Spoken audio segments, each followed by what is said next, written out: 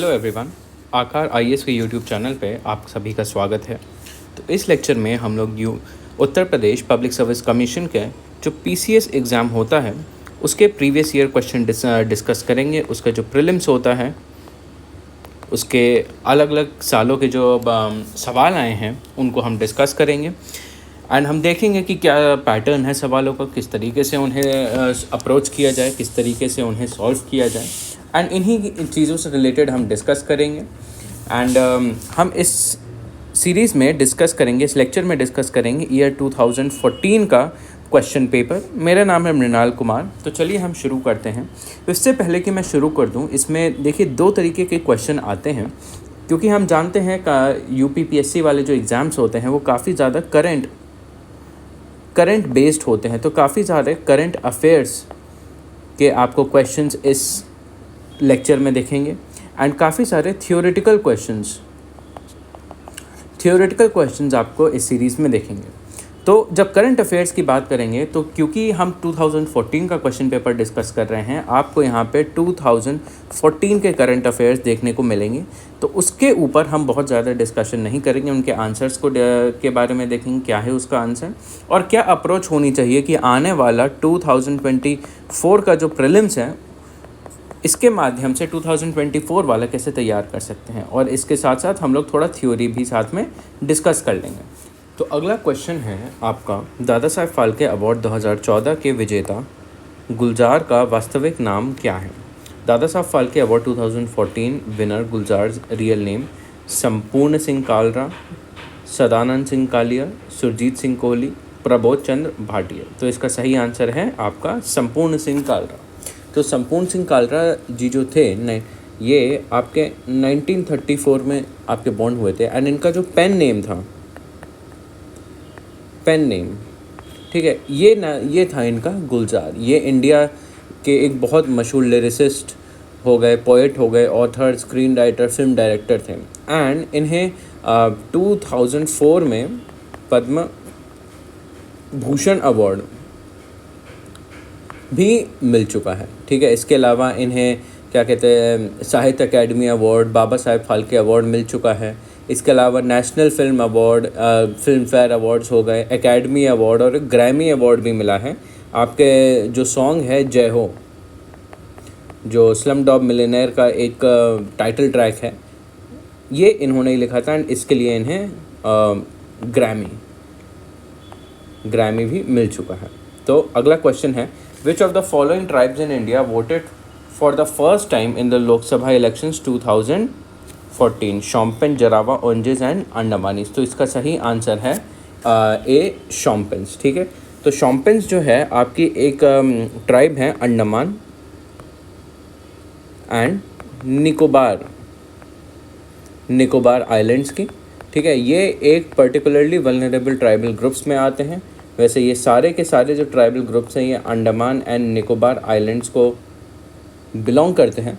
ठीक है, and Shompen tribe की अगर बात करें, ठीक है, तो इनके बारे में कुछ इंपॉर्टेंट फैक्ट कि ये स्टोन एज ट्राइब है। ये पूरे दुनिया की last surviving stone age tribe है। ठीक है, एंड ये पर्टिकुलरली कहाँ रहते हैं? ग्रेट निकोबार आइलैंड में रहते हैं। एंड ये जो है काफ़ी similar to African population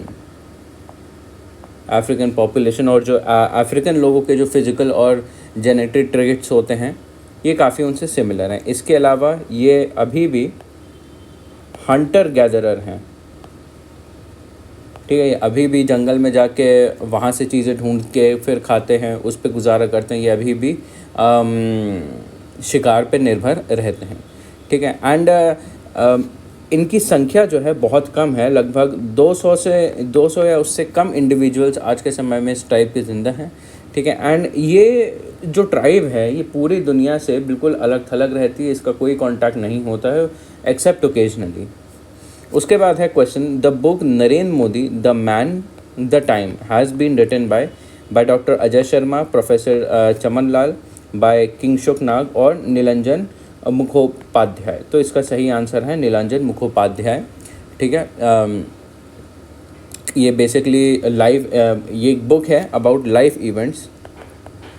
events of Narendra Modi. ठीक है, अगला क्वेश्चन है आपका, Boko Haram which was in news recently in Nigeria is a stone age painting group of progressive farmers and active volcano terrorist organisation. तो इसका सही आंसर है a terrorist organisation. ठीक है, ये आज के समय में भी अफ्रीका की one of the largest terrorist organisation है बोको हराम। ठीक है, ये आपकी एक जिहादिस्ट इस्लामिक ऑर्गेनाइजेशन है जो कि आपकी लोकेटेड है in western provinces of Africa and ये aligned with ISIS Islamic state of Iraq and Syria से। ठीक है, एंड अक्सर आप देखेंगे जो कॉन्फ्लिक्ट होती हैं, conflict in Sahil reason of Africa, उसमें इनका अक्सर इन्वॉल्वमेंट रहता है। जितनी भी मोस्टली टेररिस्ट एक्टिविटीज़ जो आपकी अफ्रीका में होती हैं वो इनके द्वारा ही होती हैं, ये अक्सर न्यूज़ में होती हैं। तो ध्यान में रहे क्योंकि हम अफ्रीका के इश्यूज़ के बारे में इस क्वेश्चन में बात करना है।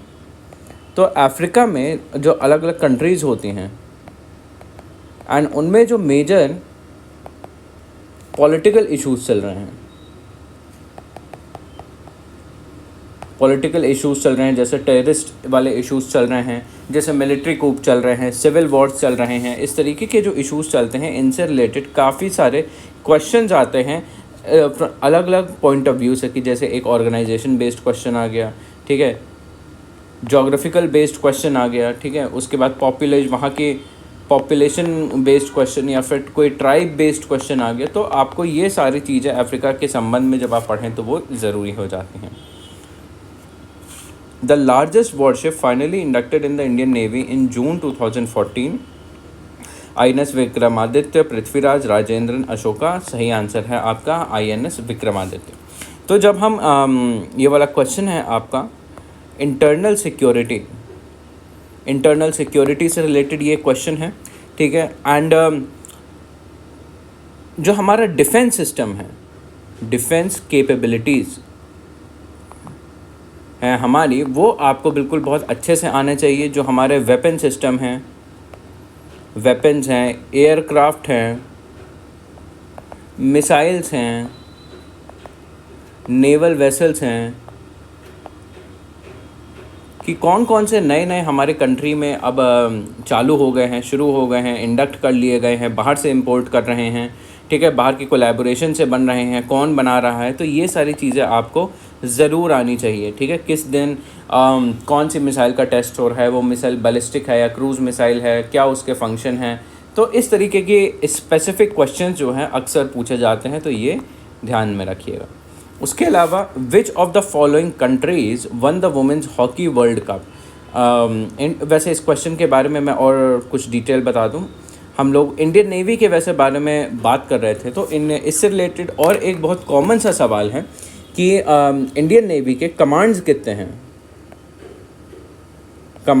हैं। तो इंडियन नेवी के 3 मेजर कमांड्स हैं, 3 मेजर हेडक्वार्टर्स हैं। सबसे पहला तो है आपका वेस्टर्न नेवल कमांड, जो कि आपका मुंबई में है, ठीक है। दूसरे नंबर पे आता है ईस्टर्न नेवल कमांड, ये इसका हेडक्वार्टर आपका विशाखापट्टनम में है, ठीक है। तीसरे नंबर पे आता है आपका सदर्न नेवल कमांड, ठीक है, इसका हेडक्वार्टर आपका कोची में है, ठीक है। तो ये कुछ इंपॉर्टेंट चीज़ें आप देख लीजिए। तो अगले क्वेश्चन पे आते हैं, which of the following countries won the women's hockey world cup 2014। आपका ऑप्शन है Australia, South Korea, Netherland, India. तो इसका आपका सही आंसर है ऑस्ट्रेलिया, ठीक है। तो ऑस्ट्रेलिया जीती थी नीदरलैंड को हरा के, आफ्टर डिफीटिंग नीदरलैंड। तो जैसा कि हमने बात किया कि अलग अलग वर्ल्ड कप्स कौन कौन से होते हैं, मेन के होते हैं, वुमेन के होते हैं, उनमें विनर कौन सी कंट्री होती है, रनर अप कौन सी कंट्री होती है, तो ये सारी चीज़ें आपको पता होनी चाहिए। चलिए बढ़ते हैं अब अगले क्वेश्चन के ऊपर। विच of the following statement regarding the 7th central पे कमीशन इज़ फॉल्स पूछा है, ठीक है, ये ध्यान में रखिएगा। तो यहाँ पे बात करी है 7th पे कमीशन के बारे में, ठीक है। तो doctor Manmohan Singh approved the formation of 7th पे commission on 2014. Ashok Kumar Mathur has been appointed as chairman of the commission. The commission is ordered to submit a report in 3 years. Recommendation of the commission will come into effect from January 2016. तो इसका सही answer है which of the, इसमें से कौन से statement false है, तो ये वाला स्टेटमेंट सही है, ये भी सही है, ये भी सही है, ये वाला स्टेटमेंट गलत है, तो ये आपका सही हो जाएगा, ठीक है। एंड रिपोर्ट सबमिट कब करनी थी, इसकी मेन सवाल वो होता है, ये आपकी 2014 इटसेल्फ सबमिट करनी थी। तो ध्यान में रहे, इस तरीके के जो पे कमीशंस वाले जो क्वेश्चंस होते हैं ये अक्सर पूछे जाते हैं, या फिर जो इम्पोर्टेंट कमीशन जो सरकार बैठाती है अलग अलग इम्पोर्टेंट टास्क के लिए, वो सारी चीज़ें एग्ज़ाम में इस तरीके से आ सकती हैं, ठीक है। तो अगला क्वेश्चन है, in which of the following cities was the final match of 7th season of IPL in 2014 played, Bangalore, Mumbai, Hyderabad, Kolkata.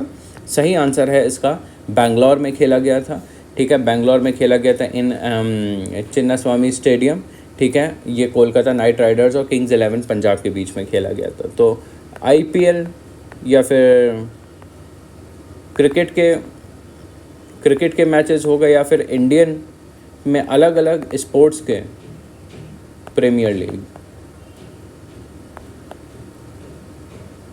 इनसे रिलेटेड क्वेश्चंस काफ़ी कॉमन होते हैं। उसके बाद how many countries participated in FIFA world cup 2014, 32, 30, 28, 26। सही आंसर है इसका 32 कंट्रीज़ ने पार्टिसिपेट किया, ठीक है। तो देखिए, जब भी इंटरनेशनल चैम्पियनशिप्स होती हैं, ठीक है, या फिर इंटरनेशनल इवेंट होते हैं अलग अलग स्पोर्ट्स के, या फिर जो वर्ल्ड कप होते हैं,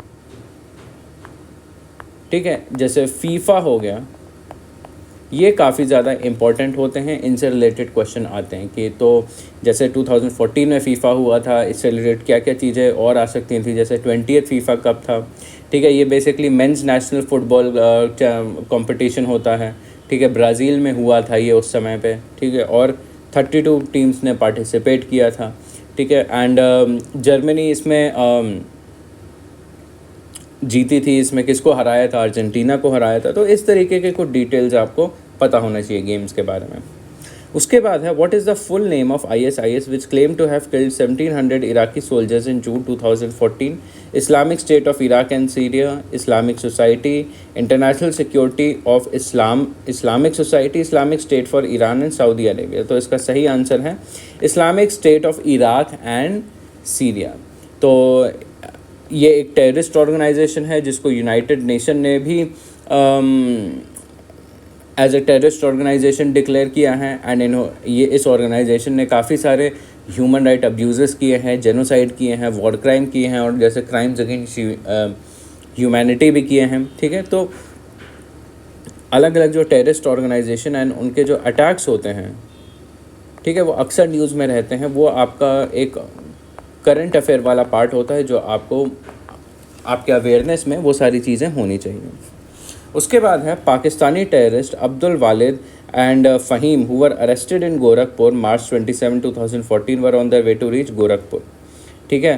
तो उनका वहाँ तक पहुँचने का मार्ग क्या था, ठीक है, कराची काठमांडू गोरखपुर, कराची लखनऊ गोरखपुर, कराची न्यू दिल्ली गोरखपुर, कराची मुंबई लखनऊ गोरखपुर। तो इसका सही आंसर है कराची काठमांडू एंड गोरखपुर। तो ये आपका यूपी स्पेशल टाइप क्वेश्चन है, ठीक है, एंड ये काफ़ी ज़्यादा करंट अफेयर्स बेस्ड है, ठीक है, कि 2014 की ही बात है, एग्ज़ाम से कुछ महीने पहले की बात, और वही चीज़ एग्जैक्टली क्वेश्चन में आ गई, एंड काफ़ी डिटेल्ड क्वेश्चन था ये, ठीक है। तो आपको इस तरीके की न्यूज़ जो थोड़ी नेशनल इंपॉर्टेंस वाली, टेररिज्म वाली जो न्यूज़ है, ये आपको डिटेल में थोड़ा पढ़नी है।